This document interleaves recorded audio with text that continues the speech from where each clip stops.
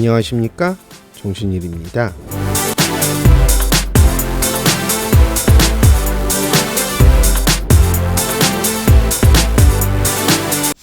채널 구독 잊지 말고 꼭 눌러주세요. 이번 코너는요, 일본 지식인 반응 코너로서요, 신형 코로나로 와해된 문재인 정권의 선거 전략이라는 주제의 영상을 한번 다뤄보도록 하겠습니다.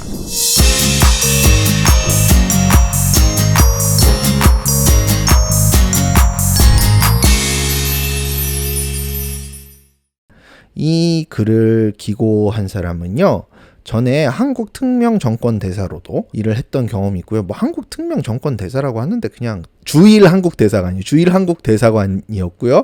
그 무토 마사토시라는 사람이었고요. 뭐 대사관 이름이 되게 길어요. 뭐 하여튼 우리나라 특임장관 뭐 이런 거 있었죠. 뭐 그런 역할을 했던 사람이에요. 그리고 좀 약간 자민당 쪽 인사겠죠, 물론. 그래서 조금 우익적인 성향을 갖고 있는데, 이분의 얘기를 소개시켜드리는 이유가 굉장히 그 우리나라 사람들보다도 굉장히 디테일하게 문재인 정권에 대해서 분석을 해놨더라고요. 그래서 제가 이거를 좀 소개시켜드리려고 여러분들께 알려드리는 거고요. 우익이라고 해서 무조건 귀 닫지 말고요. 들을 건 들어야 돼요. 제가 항상 얘기했죠.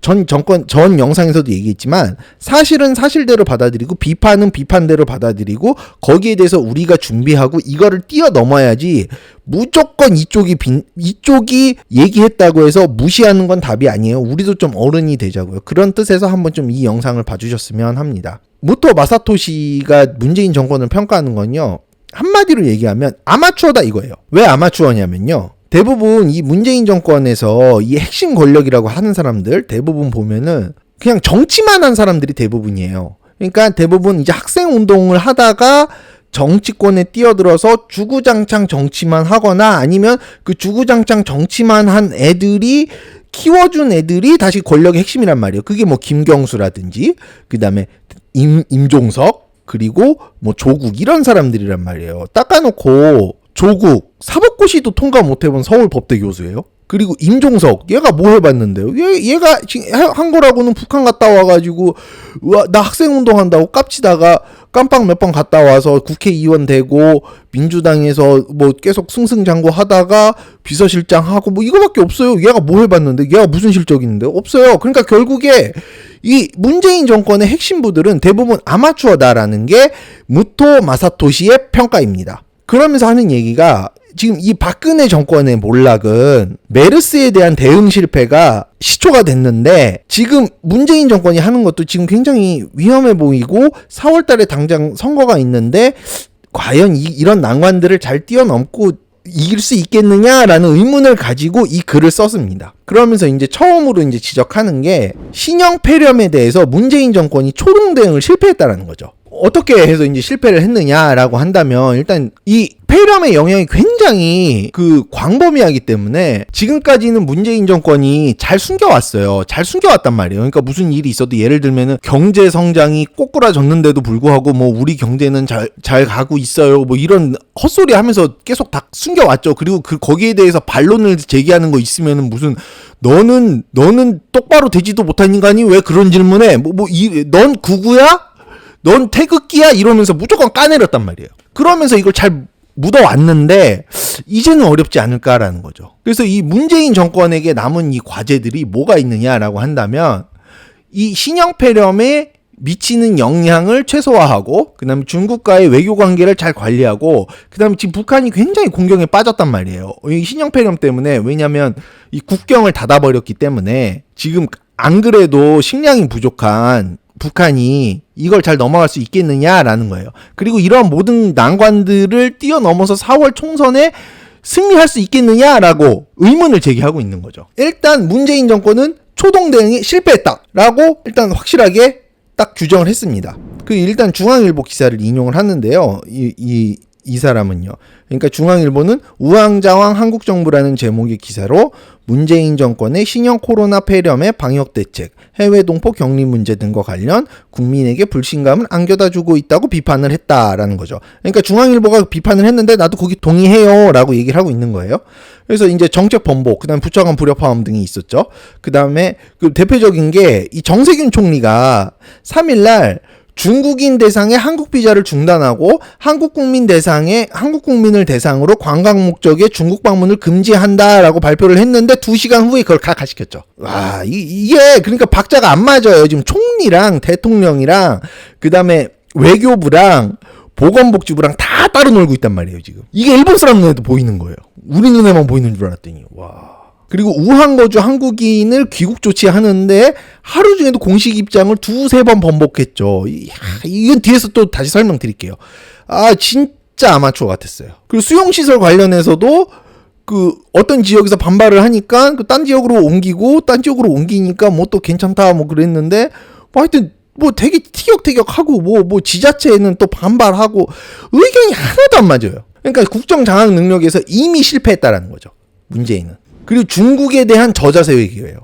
와, 이거는 진짜 전 국민이 화를 낼 수밖에 없어요. 그러니까 이 신형 코로나 폐렴에 관해서도 근데 이게 국민 건강과도 직접적인 연관이 되는데도 불구하고 계속 저자세를 한다는 거예요.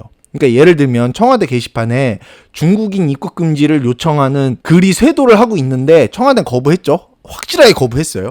그리고 이게 중국 싱하이밍 중국 대사가 임명도 되기 전에 중국으로의 여행 무역 제한에 반대하는 WHO의 규정에 그 부합하는 결정을 조금 해서 중국하고 계속 교역을 했으면 좋겠습니다. 뭐 이런 소리를 했어요. 근데 그러니까 이걸 뭐냐면 여기서 하는 얘기가 전에 해리스 미국 대사한테 우리나라가 했던 논리 그대로 적용하면 어떤 외국인의 입국을 인정하고 말고는 주권사항이죠. 우리나라 주권사항이죠. 그러니까 한국 정부가 만약에 중국 대사가 이렇게 얘기했으면 네가 뭔데 그런 남의 나라 내정에 간섭하면 안 되지 라고 비판을 했어야 된다라는 거죠. 이걸 해리스 미국 대사한테는 그렇게 했잖아요. 그러니까 좀 해라 이거예요. 그러니까 이게 근데 미국한테는 그렇게 큰 소리 땅땅 쳤으면서 중국한테는 왜 그렇게 못하냐 라고 한다면 문재인 지금까지 했던 발언들을 보면 알 수 있다라는 거예요. 그러니까 문재인이 했던 얘기가 과거 미국, 일본과의 관계는 부끄러운 종속관계이며 우리 민족의 운명은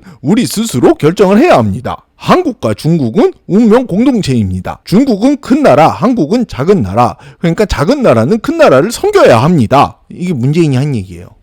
그러니까 이딴 소리를 하는 인간이니까 이렇게 행동한 게 이거를 이 싱하이밍 중국 대사를 비판 안 하는 게 이해가 간다라는 거예요. 민주당 전체가 다 그러죠. 이거를 이제 한국 국민들도 깨달았단 말이에요. 와, 이건 진짜 안 되겠는데? 그러니까 정치에 관심 없는 사람들도 이 신형 코로나 폐렴으로 인해서 야, 우리가 중국한테 왜 이렇게 눈 깔아야 되는데? 이렇게 하면서 이제 열이 받기 시작했다라는 거예요.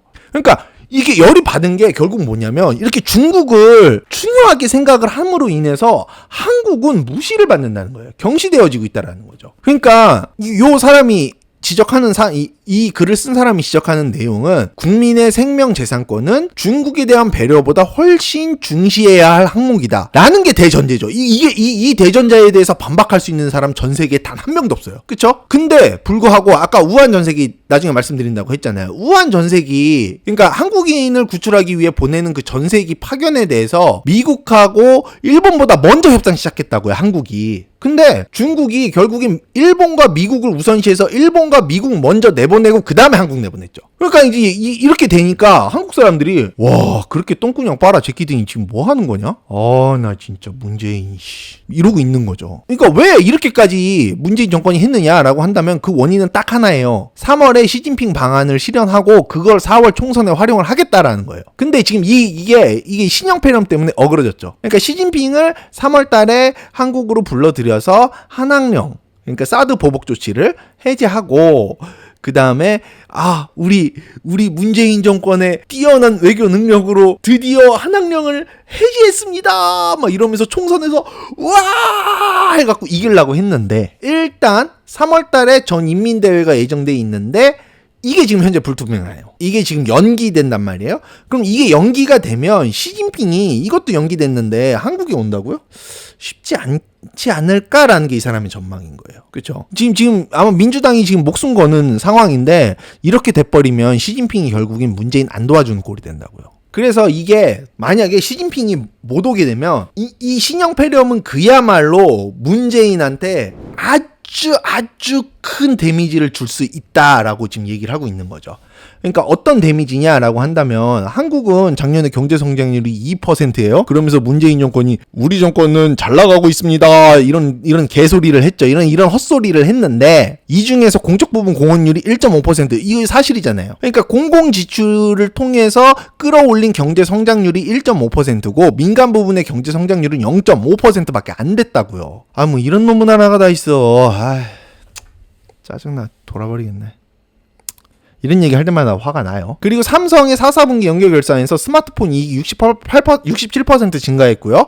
그 다음에 반도체 반전. 이거는 저희가 삼성 실적 반전에 큰 공헌을 한 아베라는 우리 전 영상을 통해서 저희가 설명을 드렸죠. 반도체 가격이 하락세를, 그러니까 일본의 수출 규제로 인해서 반도체 가격 하락이 멈췄어요. 그러니까 아베의 삽질로 삼성이 살아났죠. 그래서 뭔가 자기들이 그 광고할 만한 거리가 생겼는데, 이게 지금 신형 폐렴 때문에 난관에 부딪힌 거죠. 그쵸? 그 다음에 왜냐면 현대자동차 같은 경우에 지금 한번 딱 일어났잖아요. 중국 공장에서 조달하는 그 부품 와이어링 하네스가 이제 공급이 중단되면서 국내 공장의 조업이 일찍 중단됐어요. 어쨌든 이제 다시 마스크를 그쪽에다 안개 보내주고 다시 조업 재개해주세요. 이렇게 부탁을 해갖고 조업 재개를 해가지고 다시 받는다고 하는데 이게 다른 데서 또 일어나지 말라는 법이 없죠. 그쵸? 그 다음에 한국의 GDP의 40%는 수출인데 그 중에 대중국 교역이 차지하는 비중이 25%. 근데 지금 그게 막혀버리게 생겼죠. 그 다음에 중국인 관광객이 감소해서 호텔, 음식업, 면세점 등이 타격은 불보듯 뻔한 거고요. 그 다음에 제주도 렌트카 90%가 캔슬됐대요. 이게 뭔 얘기냐면 제주도에 중국인만 안 들어가는 게 아니라 제주도에 잘 놀러가는 한국인들도 중국인들 많은 데는 안 간다라고 해가지고 다 캔슬해버렸다는 거예요. 여행 계획을. 중국인 많은 제주도 안 가 이러면서. 그러니까 결국에는 이게 중국인만 안 와서 문제가 생기는 게 아니라 한국인도 돈을 안 써서 문제가 된다라는 거죠. 그 다음에 북한 문제는 이게 신형 폐렴으로 더 심각해질 수 있다라는 거예요. 안 그래도 지금 북한이 문재인 개무시하고 있죠. 개무시하고 있는데 그러면서 이제 국내에서 북한만 나오면 쩔쩔 매는 소대가리 이러면서 얘기하고 있는데 요즘 노란 딱지 때문에 되게 문제라고 하는데 우리는 그냥 대놓고 욕할게요. 어차피 수익 창출도 안 났고 그냥 대놓고 얘기할게요. 이 우한 폐렴 때문에 우리 그냥 대놓고 내가 왜 지금까지 신형 폐렴으로 하고 있지?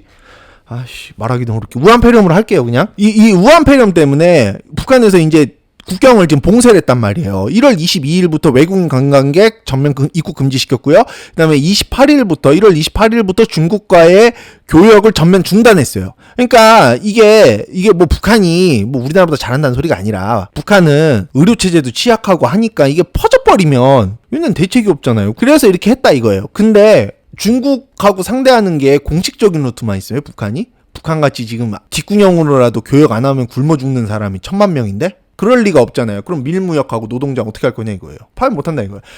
그래서 국경 관리를 엄격하게 해도 신의주랑 의주에서 고열로 5명이 사망을 했다는 거죠. 그러니까 우리나라 언론에서 지금 굉장히 차단을 하고 있는데 이 일본 언론에서는 이 사실에 대한 어떤 분석을 그냥 이대로 내보내는 한국 사람이 모르는 사실 중에 하나가 우리나라는 계속 아니라고 하는데 이미 일본에서는 이렇게 결론을 냈어요. 어떻게 결론이냐면 신의주와 의주에서 원인 불명으로 고열로 5명이 사망을 했고 이거를 이제 북한이 철저하게 비밀 유지를 하고 있는데도 불구하고 이거는 죽은 건 어쩔 수 없다는 거예요. 그리고 이게 죽은 과정에서 그러니까 신형 폐렴인지 아닌지는 모르겠는데 어쨌든 해열제와 항생제가 안 먹혔다라는 거예요. 그러니까 의심이 간다라는 거죠. 그렇죠? 그다음에 중국 랴오닝성에서 발생한 신형 폐렴 환자 94명 중에 7명이 북한 국경에 인접한 단동 주재인 것으로 확인이 됐다라는 거죠. 그러니까 지금 북한 국경 주변에 이미 이 우한 폐렴이 퍼져 있을 수도 있다라는 거예요. 이 가능성은 충분히 있고, 그 다음에 만약에 이 우한 폐렴을 완벽하게 방지를 했다라고 하더라도 이 북한이 이제 중국에 교역하는 그 총 교역량은 전체 교역량 중에 90%다라는 거. 그러니까 중국에서 뭐가 안 넘어오면 살 수가 없어요, 얘들은. 근데 이걸 지금 차단해놨잖아요. 그럼 1000만 명 어떡할 거냐 이거예요. 그럼 결국에는 지금 식량 부족에 시달리는 1000만 명, 이 사람들이 어떻게 될 거냐라는 거예요. 반발할 수 있잖아요. 결국에는 이게 김정은 정권의 어떤 큰 위협으로 다가올 가능성이 굉장히 높다라는 거죠. 만약에 그 상황이 되면 문재인 정권의 현재 스탠스가 총선에 도움이 될까요? 절대 안 된다고 봐요. 그래서 결론적으로 얘기를 하면 이 사람은 이번 총선에서 여당이 패배하면 이건 100% 레임덕이라는 거예요. 이거 누구나 다 맞는 거예요. 근데 저는 개인적인 바람으로는 이 문재인을 탄핵시킬 수 있는 200석, 그러니까 야당이 200석을 차지했으면 좋겠어요. 그리고 지금 일단 지금 뭐 지지율 자체가 민주당이 더 높게 나오곤 있는데요. 사실 선거에 대한 여론조사는요, 공천이 끝난 다음에 다시 해봐야 돼요. 지금 청와대에 지금 뭐 이런 에서 나오는 그 허접대기 같은 애들 쭉 다 공천 뭐 70명인가 공천한다 그러잖아요. 걔네가 싹 다 공천되면 과연 민주당 지지율이 지금처럼 40%대 나올까요? 안 나올 것 같아요. 20% 이하로 떨어질 수도 있다고 봐요. 그러면 100석 이하로 꼬꾸러지는 것도 불가능은 아니죠. 물론 야당이 지금 뭐 원체 희마리가 없어갖고 좀 힘들긴 한데 그래도 지금 문재인이 이 싸질러 놓은 똥들 일단 정권 운영 능력 부족하다는 거 보여줬죠. 그다음에 중국에 대해 너무 저자세. 아니 좀 미국하고 일본한테 큰 소리 치는 거 반만이라도 좀 쳐봤으면 좋겠네 진짜. 그다음에 경제 정책 완전 실패했죠. 그다음에 북한에 대한 정책 이건 얘기할 것도 없어요. 삶은 소대가리 소리나 듣고 있는 게 뭔 말이 많아. 그 가운데 선거예요. 거기다가 지금 만약에 울산 선거시장의 문제에 대해서 지금 민변 쪽에서도 이 정도면 탄핵 사유가 된다라는 의견이 나오고 있죠. 결국에는 민주당이 100석 이하로 쪼그라지고 만약에 100석 이하가 아니더라도 민주당 내에서 전에 박근혜 탄핵 때도 마찬가지였잖아요. 그 새누리당 내에서 박근혜 탄핵에 찬성하는 인물들이 등장하기 시작하면서 야당과 손을 잡고 박근혜 탄핵에 성공을 했잖아요. 마찬가지일 수 있어요. 만약에 100석을 간당간당 넘었다고 치더라도 결국에 민주당 내에서 자기들이 살기 위해서 문재인 탄핵에 찬성을 하고 그 다음에 반문재인 세력 중에 하나인 이재명이라든지 이런 사람들이 깃발을 꽂으면 깃발을 꽂고 그에 따르는 사람들이 등장을 하면 전 불가능하진 않다고 봅니다. 일단 이번 영상은 여기까지로 하고요. 여러분들 우리 영상 마음에 드셨으면 좋아요, 구독 버튼 지금 눌러주세요. 감사합니다.